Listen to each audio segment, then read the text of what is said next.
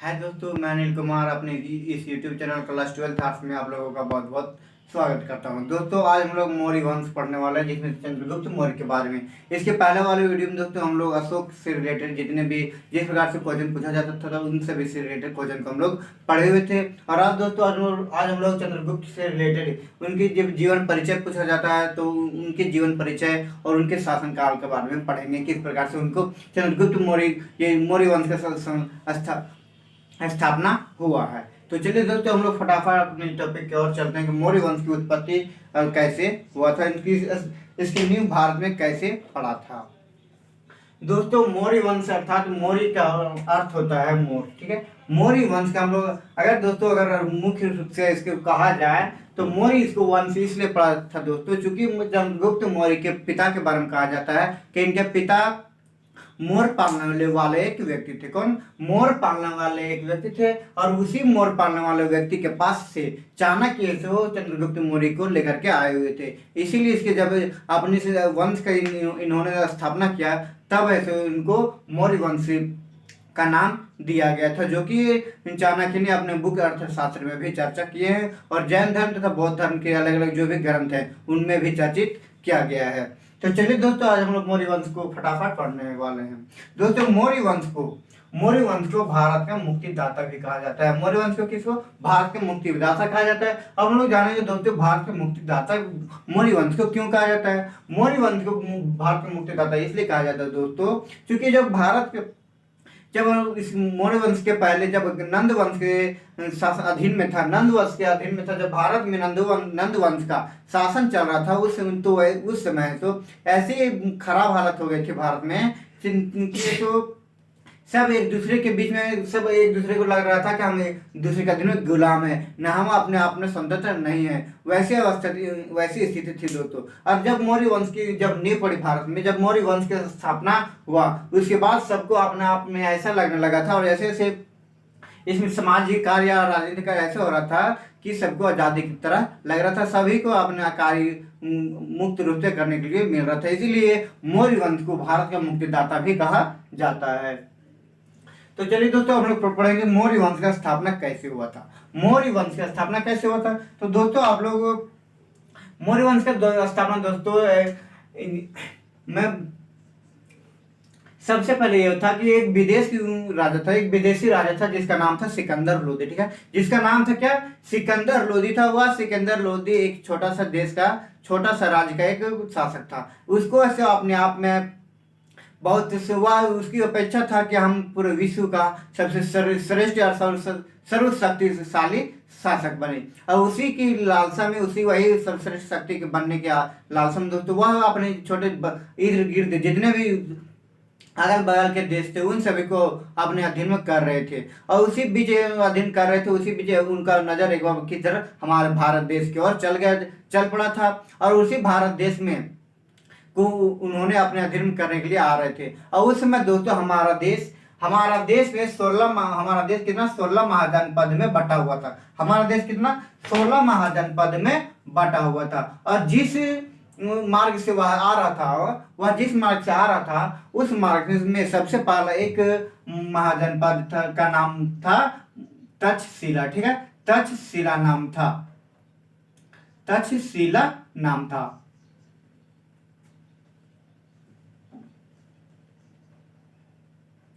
इसी तक्षशिला में जो चाणक्य थे, इसी तक्षशिला के एक विद्यालय में चाणक्य गुरु थे। और उसी में इन्होंने अपने वहां पे गुरु का काम होता है शिक्षा देना, वही शिक्षक का काम कर रहे थे। तो इन्होंने जब पता चला था कि तक्षशिला की तरफ हमारे देश की तरफ सिकंदर लोदी आ रहा है, आक्रमण करने हम लोगों को अपने अधीन में करने, अपने साम्राज्य में मिलाने के लिए। तो इसी बात को चाणक्य ने अपने नंद वंश का शासक घनानंद, जो उस समय का नंद वंश का शासक था, घनानंद के पास गए थे ताकि अगर किसी प्रकार से प्रॉब्लम होती है तो घनानंद उनके साथ युद्ध करेगा ताकि हमारा देश बच जाए। लेकिन दोस्तों जब उन्होंने वहां पर गए थे तब घनानंद उनको सही रूप से आदर आदर नहीं किए थे, क्योंकि वो ये चाणक्य थे वह एक ब्राह्मण थे। चाणक्य एक ब्राह्मण थे, और ब्राह्मण दोस्तों किसी अलग चीज की उपयोग नहीं करते थे। उस समय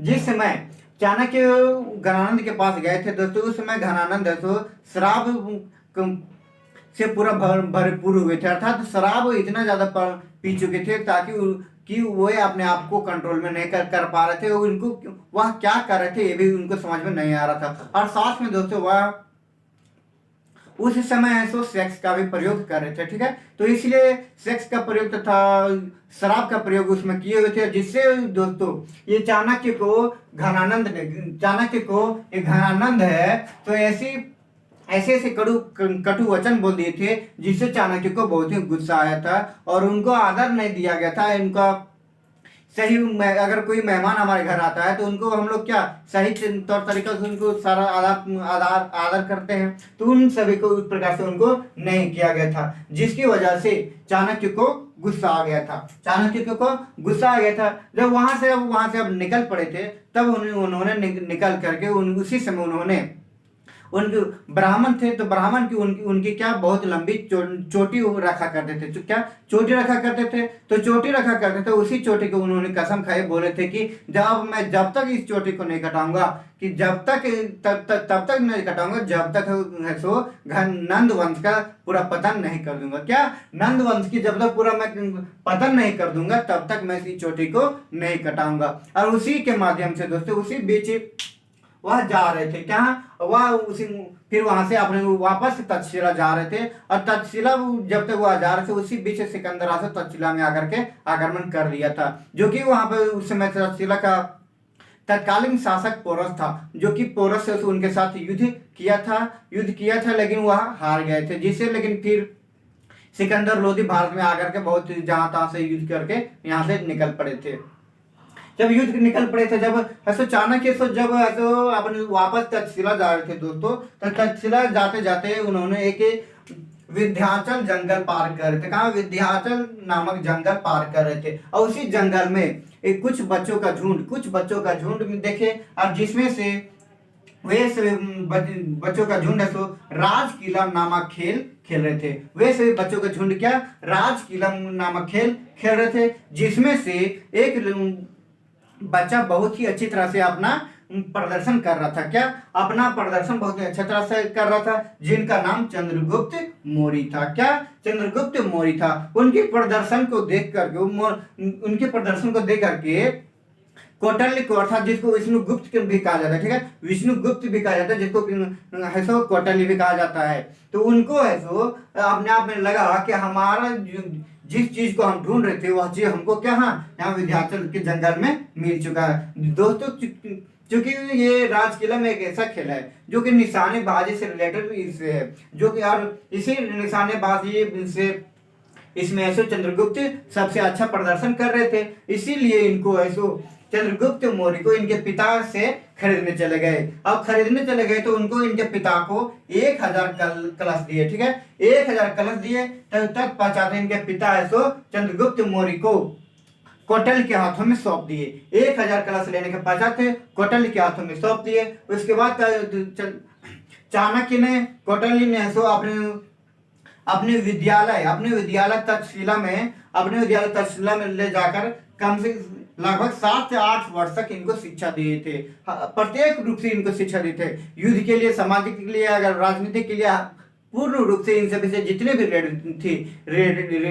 रिलेटेड था उन सभी से पूर्ण रूप से उनको ऐसे युद्ध के लिए शिक्षा दिए थे। अब इनको शिक्षा देने के पश्चात दोस्तों इनको जब पूर्ण रूप से हो गया तब इनको अनेक प्रकार की और बहुत ही स्वभाव दिया जा रहा था चाणक्य की तरफ से कि हमको क्या नंदवंश को समाप्त करना है, हमको बहुत ताकतवर बन गए हैं, ऐसी बहुत ही चाणक्य से इसको बहुत शक्तिशाली बना दिया था, जिससे ऐसे चंद्रगुप्त मौर्य को अपने आप में लग रहा था कि हम डायरेक्ट जाकर के इसको हरा देंगे। क्या डायरेक्ट जाकर के हम हरा देंगे। इसीलिए बिना सोचे समझे ऐसो एक छोटा सा शासन राज्य का शासक के साथ मिल करके डायरेक्ट घनानंद के बीच में जाकर के धावा बोल दिए थे, जिससे चंद्रगुप्त मौर्य के उस समय क्या प्रथम प्रथम युद्ध में प्रथम जब आक्रमण किए थे उसी समय इनको का पराजित होना पड़ा था। जब पराजित हो गए थे तब इनको बाद में इनको समझाया गया था अर्थशास्त्र, जो अर्थशास्त्र लिखे हैं कौटिल्य,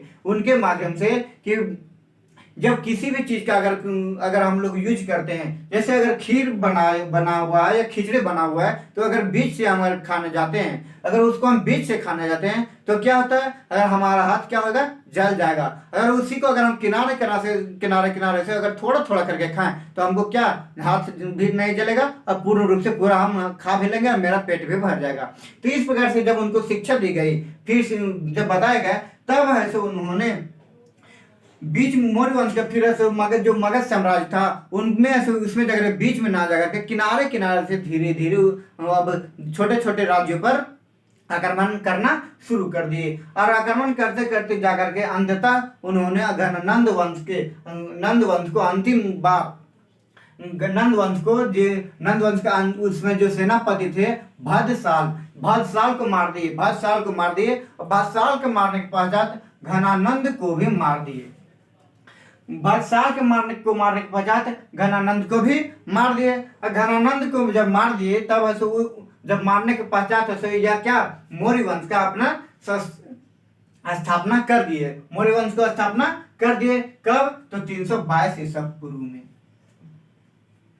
322 ईसा पूर्व में मौर्य वंश का स्थापना कर दिए थे। तो आप लोगों को अच्छी तरह से आप समझ में आ चुकी होगी कि नंद वंश की ये मौर्य वंश की स्थापना कैसे हुआ था। और घनानंद जो नंद वंश का अंतिम शासक कहा गया। घनानंद कौन था, अब कहा जाएगा कि नंद वंश का अंतिम शासक कौन था, तो घनानंद था। और नंद वंश का पतन कौन किया था, चंद्रगुप्त मौर्य ने किया था। और चंद्रगुप्त मौर्य ने करके कौन सा वंश की स्थापना किया, तो मौर्य वंश की स्थापना किया। कौन सा, मौर्य वंश की स्थापना किया था। तो कब, 322 ईसा पूर्व में। तो आप लोगों को यहाँ तक बिल्कुल अच्छी तरह से समझ में आ गई होगी कि कौटिल्य है जो चाणक्य है, उनको है सो वे चाणक्य नंद वंश को पतन करने की क्या कहते हैं, नंद वंश को पतन करने की प्रतिज्ञा क्यों लिए थे। तो अब आप लोगों को अच्छी तरह से समझ में आ चुकी होगी। और जो उन्होंने अपनी चोटी के क्या कसम खाए थे, क्या कसम की चोटी तभी कटाएंगे जब हम नंद वंश को पूरी अच्छी तरह से पतन कर देंगे। तो यहाँ तक समझ में आ चुकी है। उसके बाद है दोस्तों, जब संस्थापक बन गए थे चंद्रगुप्त मौर्य, जब संस्थापक बन गए चंद्रगुप्त मौर्य वंश का, तब इन्होंने लगातार लगभग 322 ईसा पूर्व में इन्होंने मगध का शासक बने थे। और 298 ईसा पूर्व तक, 322 ईसा पूर्व से 298 ईसा पूर्व तक इन्होंने वहां पर अपना राज्य स्थापित रखा, अर्थात वहां का शासक बने रहे। और इसके पश्चात इनका पुत्र सिंहसेन शासक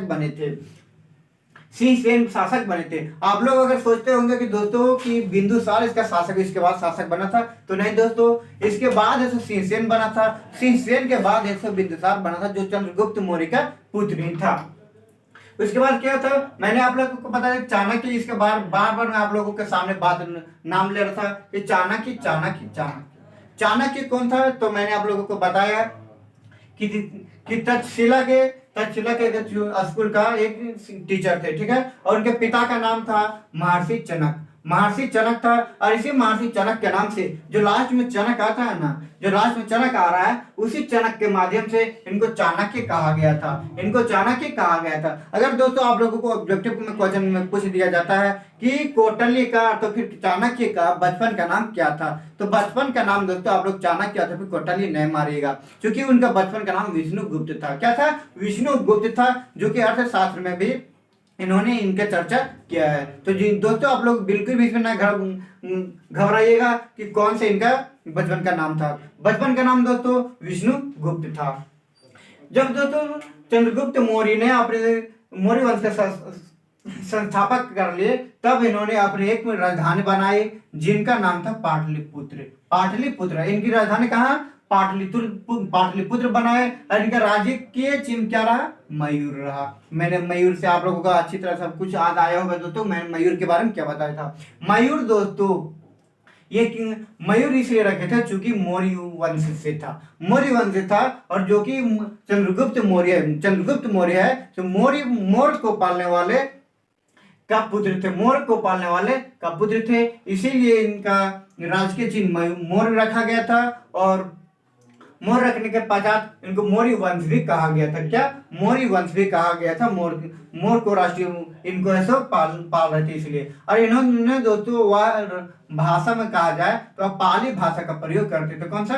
पाली भाषा का प्रयोग करते थे, जो बौद्ध धर्म में दोस्तों, बौद्ध धर्म में है। सो महात्मा बुद्ध सारे के पाली भाषा में सारे उपदेश दे रहे थे। तब हम लोग पढ़ते हैं दोस्तों कि चंद्रगुप्त मौर्य का जो शासनकाल साम्राज्य था तो कहाँ तक विस्तार था? चंद्रगुप्त मौर्य का साम्राज्य कहाँ तक विस्तार था? उनका विस्तार दोस्तों कश्मीर, नेपाल, बांग्लादेश, आंध्र प्रदेश, सौराष्ट्र तथा पाकिस्तान तक इनका साम्राज्य विस्तार था। अगर वर्ग मीटर क्षेत्र में कहा जाए तो इनका वर्ग मीटर क्षेत्र में दोस्तों 52 लाख किलोमीटर वर्ग क्षेत्र में था। 52 लाख किलोमीटर वर्ग क्षेत्र में इनका साम्राज्य विस्तार था। अब हम लोग जानेंगे दोस्तों कि जब विवाह था, जो हम लोग पढ़ते हैं कि भाई इनकी पत्नी का नाम क्या है? इनकी पत्नी का नाम क्या है? कॉर्नेलिया या फिर हेलेना है। तो दोस्तों इनके पहली पत्नी का नाम कॉर्नेलिया, इनकी पहली पत्नी का नाम कॉर्नेलिया है और दूसरी पत्नी का नाम हेलेना है। तो हेलेना के विवाह इनके साथ कैसे हुआ था? दोस्तों मैंने आप लोगों को बताया क्या कि सिकंदर लोदी आया था। कौन? सिकंदर लोदी भारत आया था, आक्रमण किया था, लेकिन अब भारत से वापस गया था कब? तो दोस्तों वह भारत से वापस 323 ईसा पूर्व में, अर्थात जब मौर्य वंश की स्थापना हुआ था उसके 1 वर्ष पहले ही वह सिकंदर लोदी यहाँ से वापस जा रहा था। और वापस जाते जाते बेबीलोन नामक स्थान में उनकी मृत्यु हो गई थी। उनकी क्या मृत्यु हो गई थी? तो मृत्यु होने के पश्चात उनके जो सेनापति थे, उनके सेनापति दोस्तों, वह मैंने इसके शुरू में क्या बताया था कि सिकंदर लोदी पूरा संसार का, पूरा विश्व का सर्वश्रेष्ठ शक्तिशाली तथा पूरा बहुत ही बड़ा साम्राज्य स्थापना करना चाहता था। तो वैसे अवस्था में दोस्तों इनको बहुत ही सेना की जरूरत थी, और सेना की जरूरत थी तो उनके सेनापति भी आवश्यक था।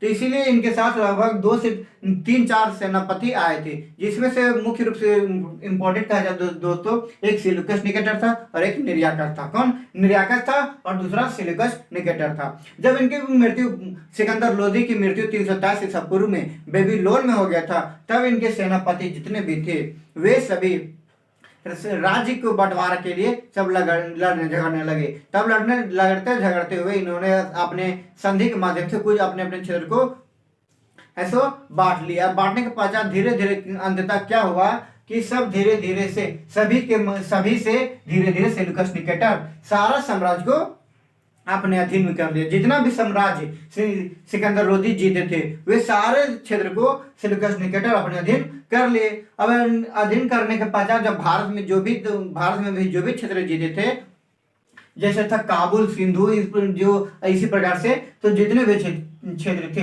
वे सभी क्षेत्र को अपने अधीन में फिर से करने के लिए वापस आ रहे थे।